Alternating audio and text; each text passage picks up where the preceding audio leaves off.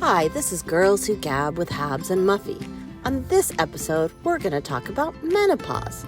What a delightful subject. No, seriously, maybe you might be able to relate to this conversation. Enjoy! Hey Muffy, it's Habs. Where to start with menopause, the topic of this episode? There's so much I want to say about it. I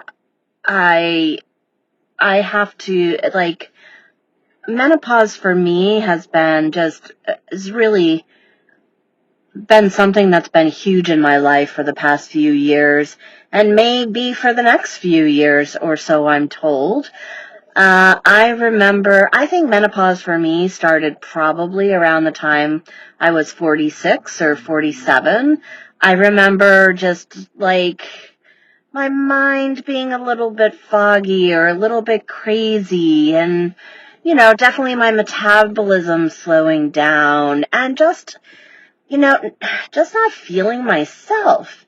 And then, starting to have night sweats and bad sleep. And I wouldn't say that through menopause I've had awful sleep, because I'm a pretty heavy sleeper, but definitely the hot flashes, the night sweats, and then just the brain, both brain fog and brain kind of craziness. I was in it, and I just didn't really realize. And, I remember talking to some friends in my town that were a little bit older and telling them some of the symptoms or things I was experiencing. And they were like, oh, yeah, you're totally at the start of menopause, and then just as I progressed on going, oh, yeah, you still have a ways to go. And being shocked to hear that. I mean, people don't talk to younger women about menopause. And I mean, they're finally doing it more and more. They meaning, I think the news is covering it more. I think celebrities are, talking about it more and putting it out there. I still think that, from a medical standpoint, I think clinicians are still way behind the eight ball. I mean, in so many ways. I remember when I was 47, I wasn't feeling well, and I went to the doctors, and then, my blood pressure was really high, and they're like, oh my God, you need to go see this other doctor, and so it kind of freaked me out.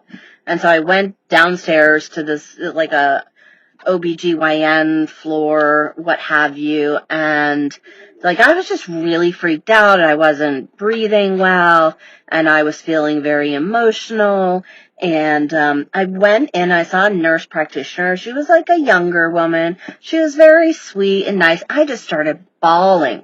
And she was like a little concerned, and my blood pressure, and I was just so overwhelmed. And I said, I think I might be, experiencing some menopause symptoms. And she was like, oh no, you're too young for that, honey. I mean, she had to be like 35, maybe 38, no higher than that. But I mean, if a nurse practitioner is telling a woman in her 40s that there's no way she would be experiencing menopause symptoms, I mean, that's crazy. That's behind the times. And this was only, maybe, I don't know, where are we now? We're at 53, so, 5, 6 years ago. And then I remember after that, she was like, well, I'd love for you to see a therapist. So I went to this therapist that they recommend in-house on the same floor. And oh my God, the woman was terrible. She was like this older woman, a little bit heavyset. And she sat there and she just was like, what's going on? So I explained everything. And you know what? She made me feel like I was this poor white woman housewife with problems that were everyday problems, and why was I complaining and that kind of thing. And I mean, she was a white woman too. But just like, oh my God, there's so many people with so many worse problems, right? And I just walked away and I was like, yeah, I'm never going back to see her. And she didn't even recommend it. So she was horrible. So, I mean, I think that's one of the reasons I didn't go back, or I didn't go and find another therapist for a while. I just had an awful experience. And then, later on, I went, maybe few years later, and A and I got this recommendation from his parents, this doctor who was really good, because we were both struggling with finding good doctors around here in New Jersey, and it is actually kind of tough. You'd be surprised at that, considering that, New York City and Pennsylvania and Philadelphia are so close by, and they're big medical schools, but it's hard. I would say on the West Coast, I had a much better experience with medicine and doctors in general, for the most part. Maybe there was the one or two odd clinicians that were not good, but overall, just so much better.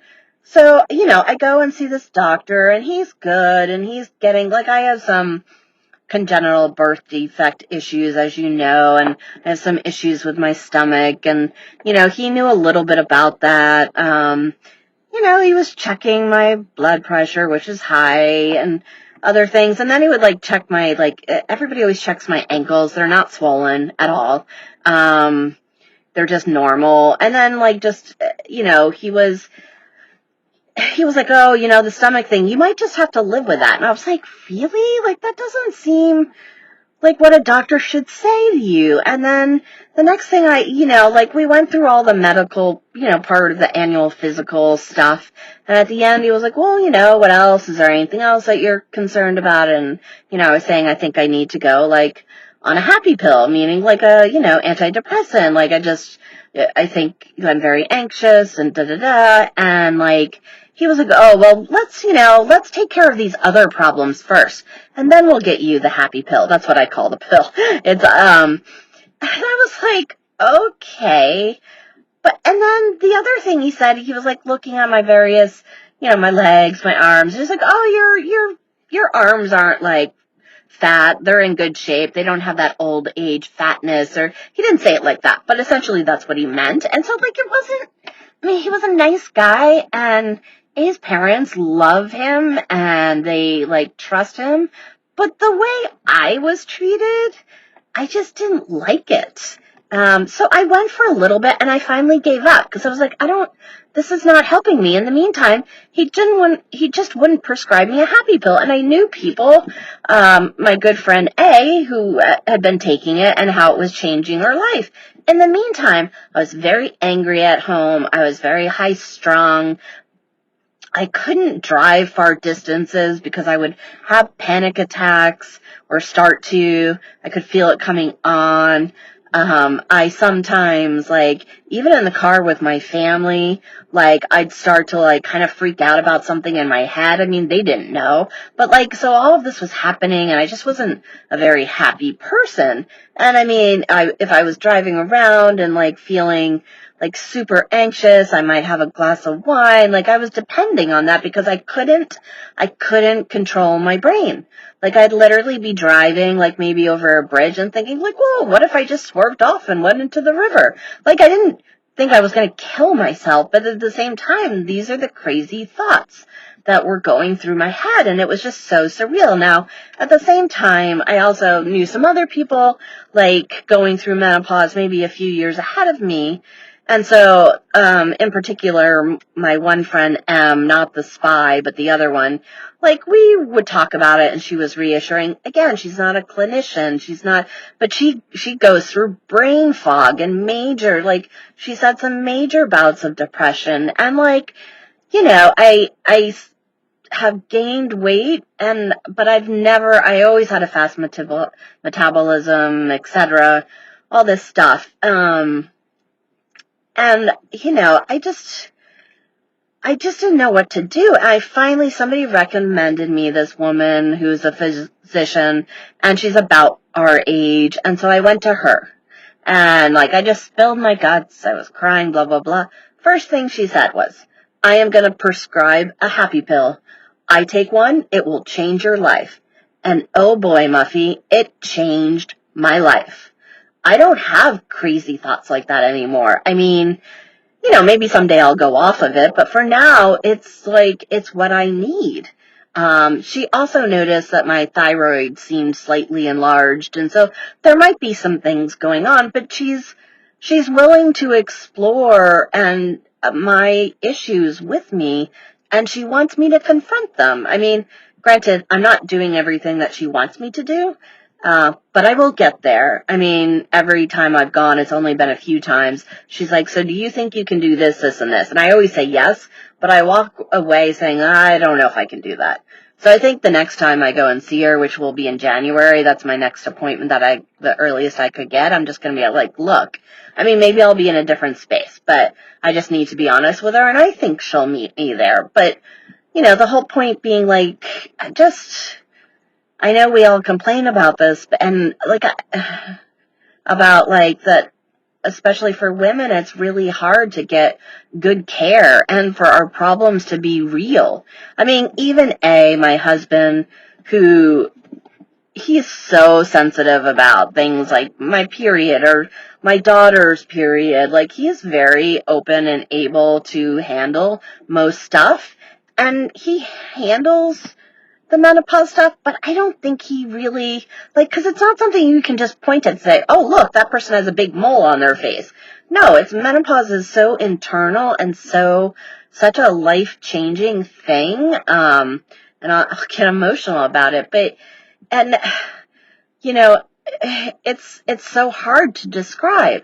I will say this, once I finally got my happy pill and I got on it, I was much different, as I said.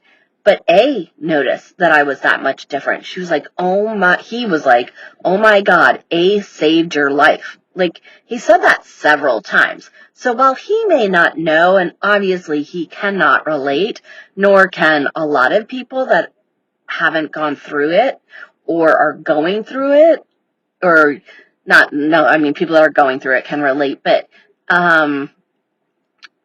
he noticed that it did help, that it made a huge change and a positive one in my life and for my family, more importantly, even. I mean, obviously very important for myself, but, yeah, it just was a game changer. And it's just like, wow, I went through struggling through doctors for like almost 10 years to try and get any help. Now, I need help in many other areas, but that one thing was mind-blowing and, like I said, game-changing. I mean, I can now start to think about addressing the other issues. I'm not there yet. I've had some trauma in the past few years, and I know people use that word here and there and everywhere, and my trauma is different than other people's trauma. But I'm just saying, there's been some tough things in my life, and so I'm just not able to get there. But yeah, menopause has affected my life in ways I never knew. I mean, I think my mom was going through menopause. There were certain little signs, but I didn't know, and obviously she didn't ever talk about, like, that kind of stuff. So, but, in some ways, I kind of wish, like, people would tell younger women about menopause and what you may expect. Not everyone, obviously. They say the average range for people to experience menopause is like 51. But some women experience it in like their 30s and others in their early 40s. And there are celebrities that have come out and said that they experienced it younger, and some women on Facebook. I mean, if you ever go on Facebook and look up like just different discussion groups about menopause, I mean, for me, it's like, oh my God, I totally identify with this. I identify with this. So, yeah, I mean, so in some ways, I think I want to share my experience with my girls at some point. Not right now. They're still too young, but maybe in their late 20s, early 30s. My mom never did any of that stuff. She never really explained about, she had a hard time getting pregnant. I think I had a hard time getting pregnant, and it may be something I carry on to my girls. It just is. Maybe not. Maybe luckily they won't. But I want them to know. And I want them to know maybe when I went through with menopause a little bit, and I'm still going through it. I don't know when it kind of ends, quote unquote, but I want them to know. I mean, on the flip side, I don't want them to know because but I think at some point, ultimately, I do. Yeah, so menopause is people that aren't going through it are men or don't have don't have like my bandwidth of girlfriends. I've all had different experiences with menopause. I mean, some I think very little, others a lot more. I know for myself, a lot more, obviously. I know you've mentioned that you haven't gone through it as much or as hard, and you'll talk about that, I'm sure. But yeah, it's been a huge part of my life in my mid to late 40s and now 50s. So, no, something to be taken lightly. And I get it. I get it when women say they're going to throw themselves off a bridge or they thought they were crazy and all that kind of stuff. So, oh, the joys of getting older. I guess it's a cycle of life.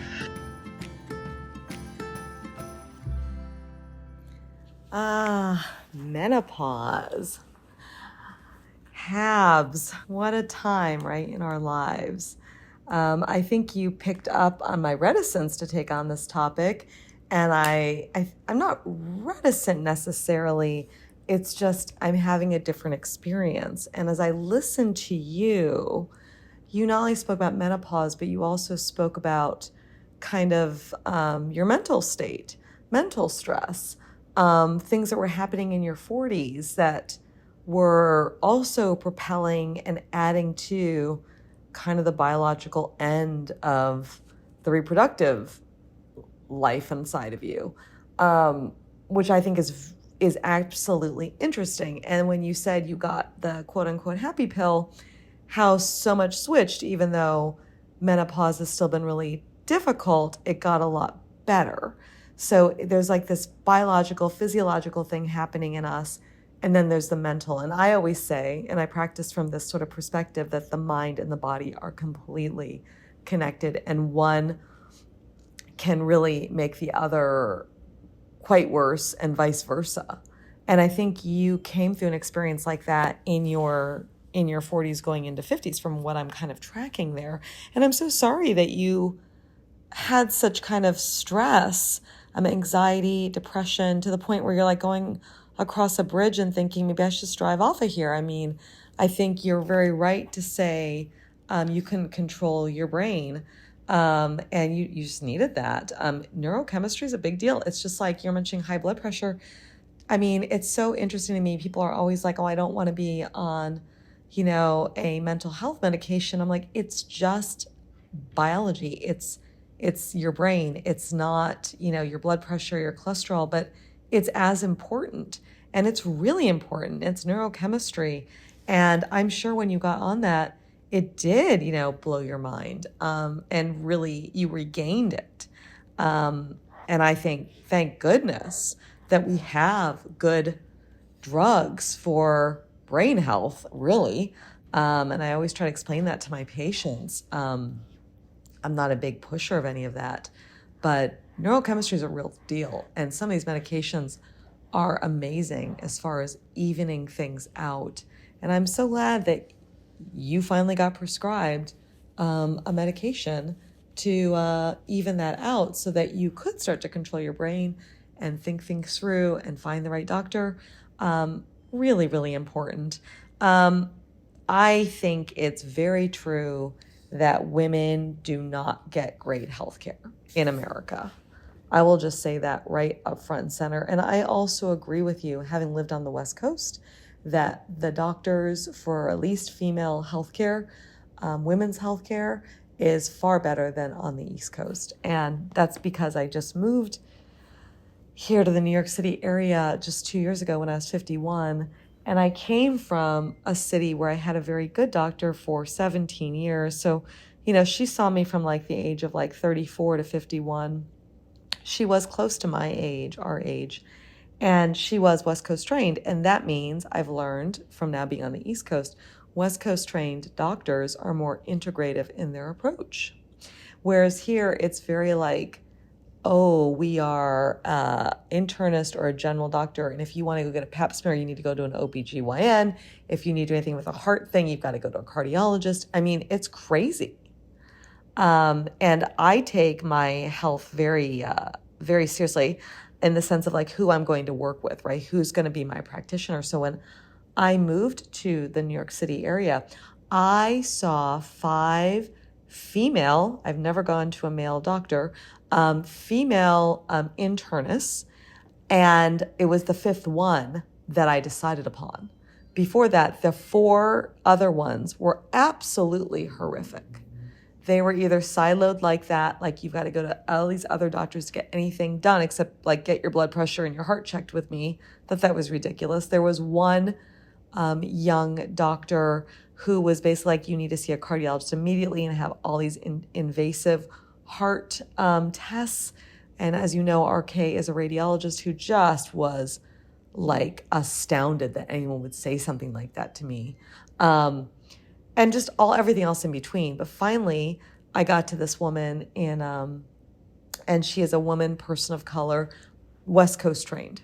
Of course, that's who I'm with in New York City. And she is excellent. And she hears me and she listens and she treats the whole body and the mind. And I'm thriving with her. But my God, that the advocacy of myself to go through those doctors and find the right person. And I encourage every woman to do that. People are like, oh, I'm so worried about doctors and what, they're going to say, or, that I better not say anything against them. Like, no, you have to find your voice and you have to find your level of comfort with whomever your medical providers are. So it took a long time. I just found the right, probably eye doctor for myself, and a retinal specialist I have if I need it, because I have a mole on my eye. I found a great dentist from a friend who just has a great dentist in New York City, and he is great.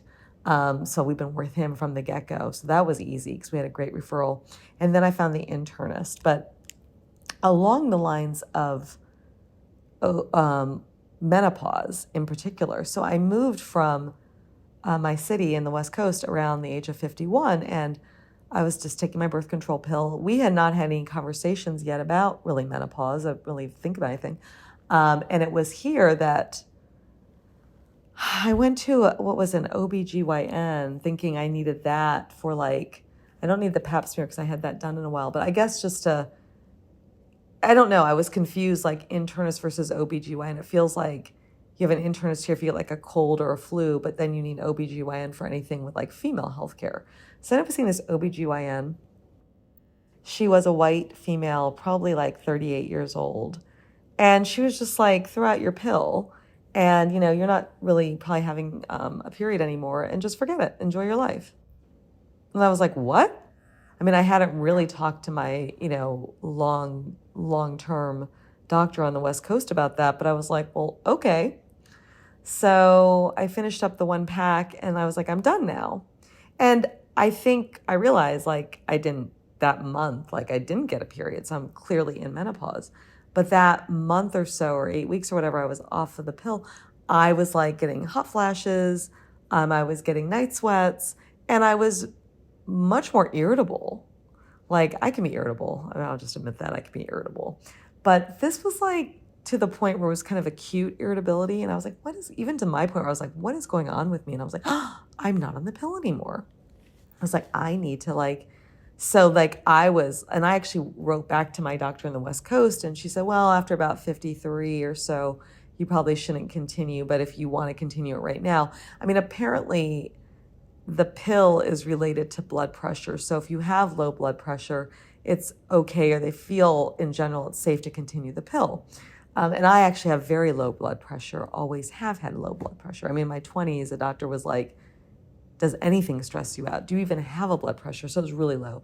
Now it's more 90/70, but it's low. So I went back to this OBGYN. I saw a different person in that practice, and I was like, I cannot do what that doctor in your practice told me. I need to keep going on my pill. And she agreed, she checked my blood pressure and this and that. And she was just like, yeah, that's fine. So I got back on the pill, and then that just regulated everything again, because it's no longer for birth control, but now it's for menopausal symptoms, and it really does do the trick. And then I did find this, like I said, the 5th doctor, this internist here.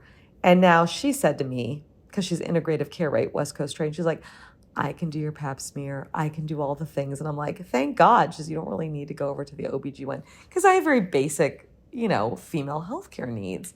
And the pap smear, I don't have to go for 5 years or 7 years even. So I was just like, this is overkill. And she said, yes, your blood pressure is very low, so just keep taking the pill. And I'm doing very well on it. So that kind of staves off. My body's very used to it. It's been on this pill for a long, long time. It staves off the night sweats, hot flashes. It staves off, the acute irritability. And it just keeps me kind of happy. And, I also, because I'm on the pill and the effect of the pill is your lining kind of sheds every month, I do get kind of this quote unquote period. It's not, an egg was not released and then I had the blood. It's not that, but I still get some bleeding on that 4th week when I'm not on the pill. And like, that just makes me feel like I'm still, getting a period. And I still buy tampons and I use them, and I've used them more than probably most women. I use them most days just to keep every liquid from coming out of me. So like, I'm using the tampons. I'm really not getting the effects of the menopausal thing, and I'm getting shedding blood every month. So I feel like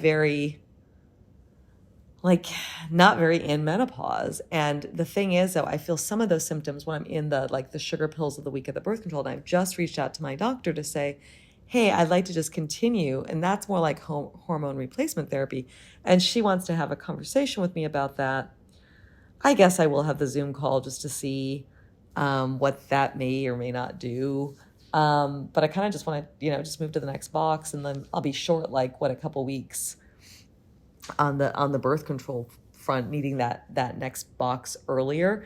But we'll see what she says. I will have the Zoom call just to talk to her because I trust her, and I want to see what would that effect be if I take 7 more of those pills in a month than normal. Or I just stick the way the birth control is and just deal with those few symptoms during that week. They actually aren't that bad. So that's where I am with menopause. But it's definitely, when I was off that pill for 8 weeks, it was terrible. And also just that woman just saying, just throw them away. It's fine. You're done. In regards to my mother, she always said she just stopped having a period and that was the end of it. She didn't notice anything else. She's like, if you're like me, and most women are like their mothers, you'll just go through it and there won't be anything. It'll just end and there'll be nothing. So she always swore by that. I don't know if that's the truth or not. My mother is not very in tuned with her mind or body, actually.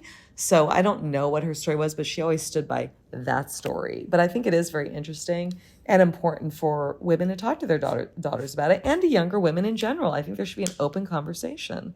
But I don't think people want to talk about it, because traditionally in American society, when a woman stops having her period and stops being able to reproduce, she's sort of put out to pasture by society. Like, what good is she? She's not, a sexual object anymore. She's not having babies for society anymore. So we're not going to put any money into that healthcare for women after that age, because, she's kind of put out to pasture. That makes me so mad. And I think Gen X is the first generation that's really standing up to that and saying, no, these celebrities like the Sarah Jessica Parkers or the Reese Witherspoon, all these women are like, no, I'm going to speak out about it. I'm still relevant. And I think that's something that's openly changing in our society right now.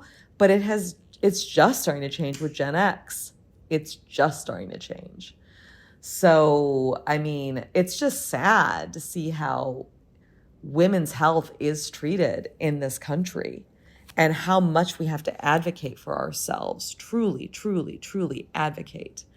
And, I hear you about needing to address a lot of other things, but we can't address a lot of other things if our mind, if we've kind of don't feel we have control over our mind, if we're not feeling good, if we're just, we have to feel at a certain level, on par with ourselves in order to move forward with other health concerns. And it's trying and taxing. And as we get older, there's just more and more and more. I was just saying to RK today, I have folders right from my year, like credit cards, bank statements, whatever, utilities. And then I have a folder, medical. That's the thickest folder. And, what do I see? I see an eye doctor. I see an internist. I see the dentist. And, pretty much I'm going to get the mammography, right? The mammo. Pretty much that's, it's like those things, you have to do. And it's like that, those little insurance statements and stuff. That's what's really full. The older you get, the more we have to do this stuff. I have to say too, mammography in New York City is just awful. The city I came from, at my clinic there, they would put you in a soft room, a room with soft lighting. They give you like a pink robe. They would have beautiful music playing. They gave you hot tea. Here, where I go here, I forget what the name of it is. I'm going this week, Tuesday. Hello. It's like a cattle call, like big, bright lights. They just give you a big plastic bag just to throw your stuff in, and like this crappy like gown to put over your chest. And like you're just sitting there. It's like a cattle call. It's like terrible. It's like a terrible experience. I'm like, I don't really think people realize in this city, like how sometimes like maybe not poor the care is, but how like just not very sensitive care. I mean, I think New York City would have all this. It's not.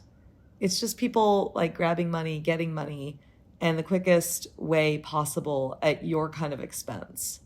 And I just want to say women really need to advocate for themselves. And I'm so glad you found a good doctor and you're working toward getting all you need to get done for yourself. And, it is a process for certain at this age.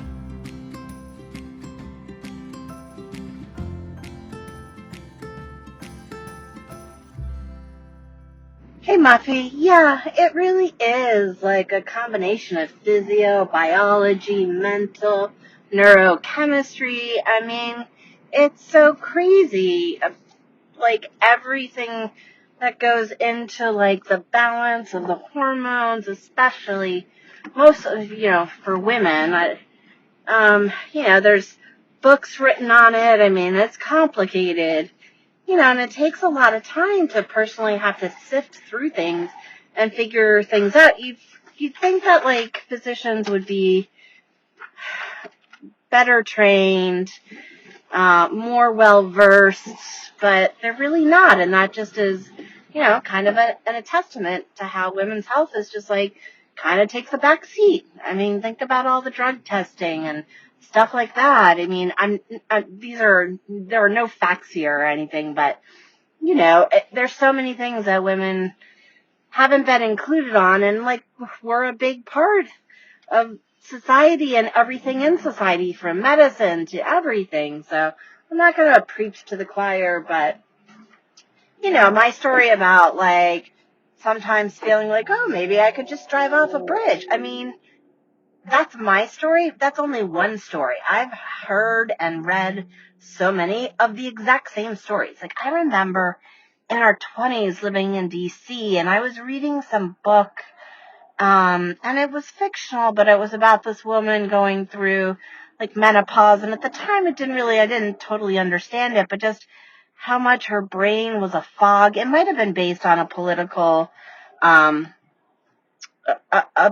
woman who was in politics because of her husband. I can't remember exactly, but all this to say that like, there's so many of the exact same stories, is all, and so like, it's not irrelevant. It's not insane. It's quite common. And the fact that that's not recognized in science and with our clinicians is sometimes mind-boggling. And I'm not generalizing and saying all clinicians don't recognize, but a lot don't. I didn't really have HRT. I mean, maybe I do now, but it wasn't really provided ever as an option in the few years that I have gone to a doctor.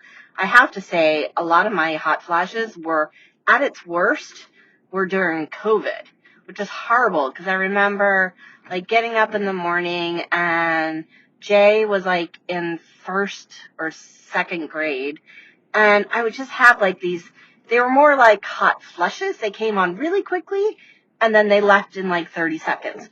But I had to have multiple of them throughout out the day. So, I mean, yeah, from that standpoint, I mean, yeah, continue taking the pill if it kind of, can help you to reduce like that insanity and those hot flashes.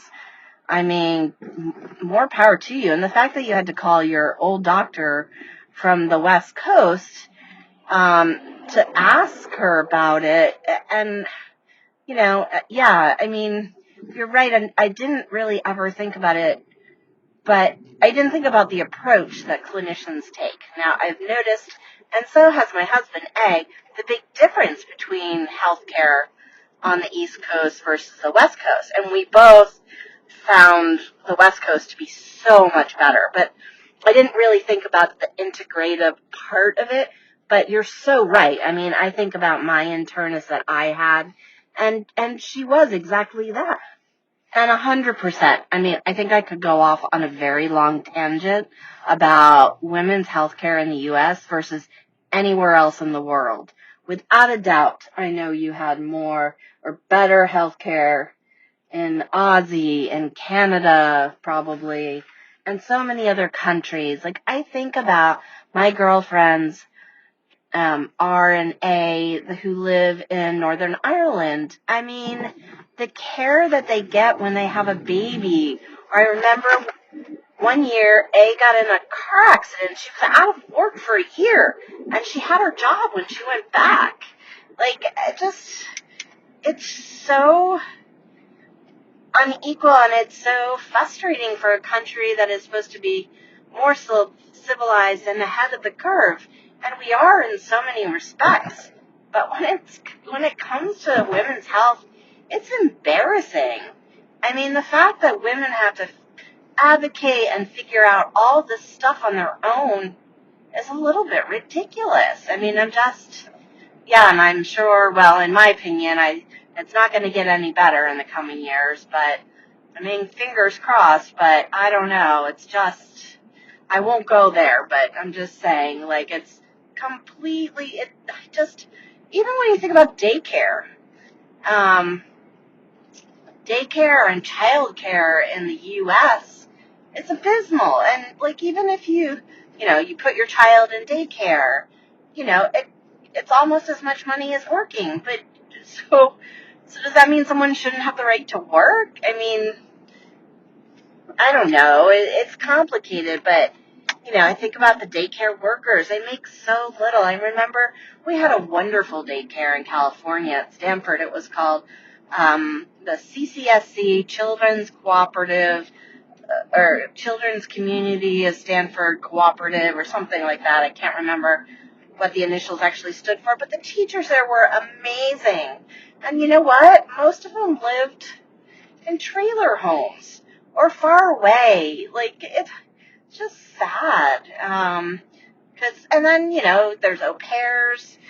I've had many friends have au pairs, and they've gone through multiple au pairs, and it's hit or miss. And I've heard of several accounts of au pairs ruining, wrecking their cars and other things. And I'm sure there's plenty of wonderful ones, and I have met some, but, it's really complicated. And I don't know, the fact that, a lot of women only have like 6 weeks or maybe 2 months after they have a baby, but they have to, maybe they have 6 weeks at full pay, but then any other weeks at half or less. I mean, it's ridiculous. And if you think about it, I mean, when you have a baby, the baby's like a baby, right? Like, yes, they're getting to know their mother and their father, but, like, by the time women actually do have to, I mean, when women go back, I mean, first of all, the babies are super young. And then 2, like, the baby is like, the connections and the interesting things don't happen until they're, like, closer to 6 months to a year. And so it just seems backwards and upside down, and I'm just embarrassed for our country when it comes to women's health, when it comes to having babies. I mean, women's health overall, it's just, it turns people off. I mean, from even, like, going to a doctor. I know there was this donor I worked with, doctor, like, a long time ago, and I don't know what the doctor said. This was according to my colleague, but she never went back to doctors after that. I mean, she probably hasn't been to a doctor in 20 years. I mean, she's in her 80s, so I guess she has good genes, or she's just ignoring anything. I mean, she leads a pretty good life, doing whatever, traveling and that kind of thing. But do doctors really realize, like, what they're saying and how it impacts people, especially women? I don't think so. So yeah, I agree, Muffy.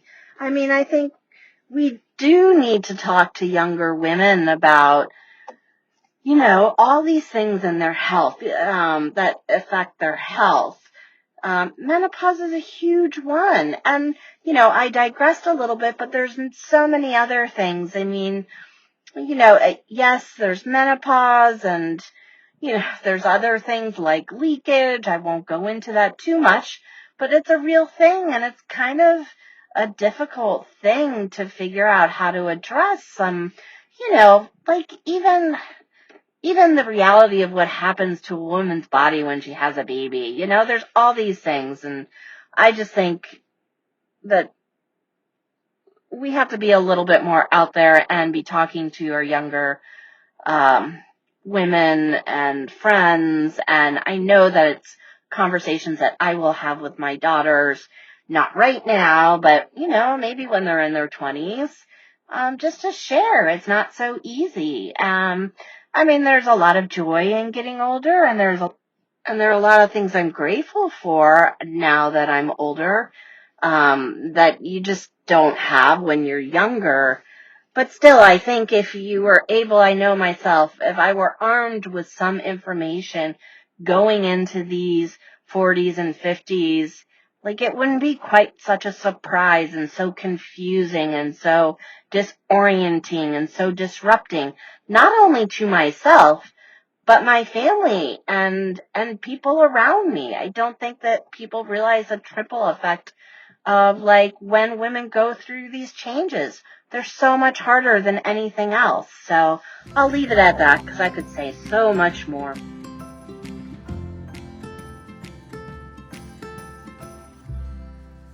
Oh, Habs, you make such good points about women's health care in general. I have to say, I really didn't think about women's health care when I decided not to have children. I mean, I made that decision for a lot of different reasons, but it wasn't on my mind that women's health care was not provided for adequately in America. I will say, when I was thinking about having a child with RK, I was living in Australia at the time. And at that time, my sister-in-law, RS, had my niece, E. And I think after E was born, she was really struggling. And, I think I told some women over in Australia about my niece being born and, that my sister-in-law was having some tough times. And they were like, well, where's the nurse to help her? Because in Australia, once a woman has a baby, I think they get a nurse, like, not a nurse, but like somebody who's like a supportive care. It's not a midwife. It's like a supportive care person who comes in for like 6 months, maybe even up to a year, to help the woman with anything she needs. And I mean anything. It doesn't have to deal directly with the baby. It could be just like, I need my laundry done today, or I need you to make the beds, or could you make me lunch? I mean, like, such support. I mean, they're a socialized country. They have a much higher tax rate. But I tell you, you pay taxes and you get from the government. I mean, I feel like America, you pay so much and you hardly get anything, except, hopefully Social Security that you paid into. But you hardly get a thing in America compared to other countries. Like, you pay in, but you get. That was extraordinary. I think if I was going to have a child, I was going to do it back in that time because it was just so much less stressful to have a baby in Australia. Also, the care afterwards. Also, I remember thinking when I was living there, gosh, my friends who have children would do so much better here than they do in America. So, but I never really thought about it in terms of healthcare for women. But you are absolutely right. From having a baby to menopause to all of it. Yes, I heard you on the leakage. It's just ignored. And it's just awful, really. And it's unfortunately, it's not getting any better either for women in America. But I don't think women in America really know what they're missing. I think they're just, this is what they're in, this is what they expect, this is how they think it is. And it just isn't. It's amazing to like be and live in a country where women's health is taken seriously, is private, is handled carefully, and is so supportive. Unbelievable. Anyway, I'll just say that. And I think between the West Coast and the East Coast of America, I had until I found my doctor here in New York, the one, but as I said, she was West Coast trained. I had very good care in out West, but it did take me a little while to find her. And then I had like a 17-year relationship with her, and they're very integrative there. I mean, they'll do, the pap smear, they'll do, the whatever, all the things you need, except, if you're going to go have a baby, then you're going to go to a proper OBGYN. But you don't need to go to an OBGYN just to have a pap smear. It's just completely ridiculous. Anyway, it's just like the one doctor I met, she was so in New York, she was just so awful. Like the nurse came in as they always do, and they take the blood pressure and they take, all those stats or whatever. She comes in and we're chatting. I don't think she realized I was interviewing her, because I don't think doctors realize that some patients interview you before they say that I'm going to sign up and you're going to be my doctor. And she was saying, oh, under no circumstances could I ever do a pap smear on you. And I'm like, she's like, let me take your blood pressure. I'm like, well, your nurse just did that. And she's like, oh, well, I have to do it again. I'm like, so the nurse that just did the blood pressure, you have to do again. But the pap smear that you're trained to do, you will never do. Just like, I was just like, what world am I in? I don't know. I just like, yeah. I mean, menopause, I think, when you don't have a child biologically, like my body never went through that. I think things sort of stay intact in a way that maybe if it gets all stretched out and you go through all that birth, like a natural birth, it just changes. My body didn't go through that. I want to say to you something that I've been noticing with my patients who are much younger. Couples are now having a conversation. First conversation is, do we want to have a baby? Second conversation is, if we want to have a baby, do you want to carry the baby? Meaning to the woman. I like never thought that was going to be something where like a woman would say like, do I want to carry or not? And if you don't, well then how are we going to have a baby? I think that's just so interesting that a lot of women they want a baby, but they don't want to carry the baby. They don't want to put their bodies through that. And the men who are with them are like, some of these are my male patients who are asking their partner this. They don't feel right like asking their partner to do that for them if they don't want to do it. So I just thought, that just blew my mind. Like that's the new conversation being had. Do you want to carry? I guess a lot of women do want to carry because it's the whole thing with motherhood and feeling that and all of it. But a lot of women want children, but they don't want to carry. So I guess they look into other options, surrogacy or something like that. But anyway, given I didn't go through it, my body, largely stayed intact. I will say that RK, a doctor, has told me that somewhere between 55 and 60, I should be maybe looking at getting a hysterectomy. He said just because it just takes care of all those nasty cancers women can get proactively. So I may do that. I mean, again, talk about the hormones going out the window. Definitely have to be on hormone replacement therapy then. But I may do that because it just take care of ovarian or cervical and all these cancers that you can get with those reproductive organs inside of you.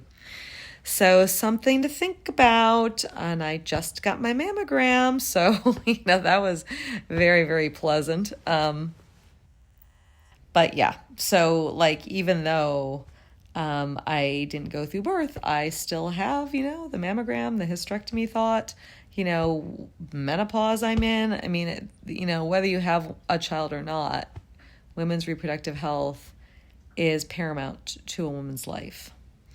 I did just want to say one thing about brain fog, because a lot of people have talked about brain fog. I know you said there's so many stories, written fiction and like reality, and you shared some of yours on this episode. I went back to become a therapist at the age of 45.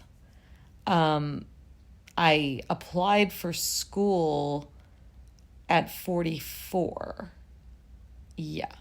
Or no, I applied to go into school in the fall of 14. So I was 43, and then I started at 44.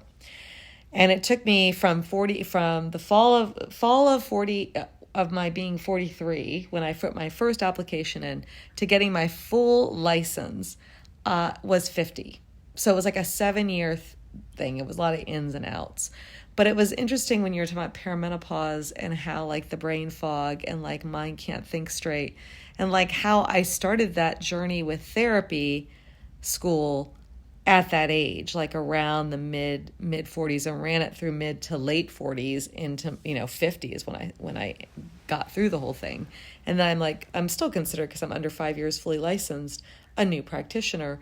And how I think that combated my brain fog, because you're having to read a bunch, you're having to do a bunch of papers, you're having to do papers in APA style, you're having to do an internship, you're learning all the time, learning.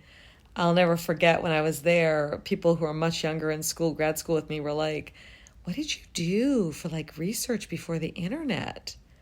And I was like, oh yeah, we all just like sat around and like prayed that Bill Gates would grow up and invent it. Like they just looked at me and walked away.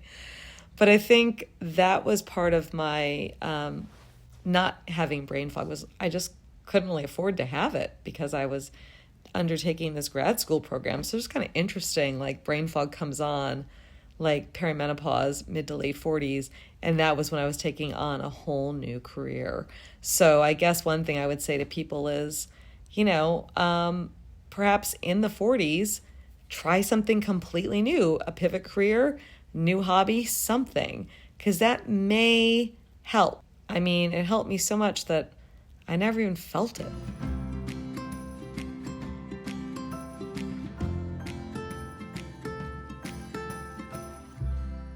Okay, I'm going to finish out this episode on menopause with a few thoughts. First of all, I'm not going to touch the subject of whether or not to carry a baby with a 10-foot pole. Second of all, as I reflect on this conversation about menopause, I realize that it's a subject that's so much bigger than just menopause, but about women's health. And I think that young women don't really start to think about their health and having to advocate for their health until they are thinking about having a baby. And then it never stops.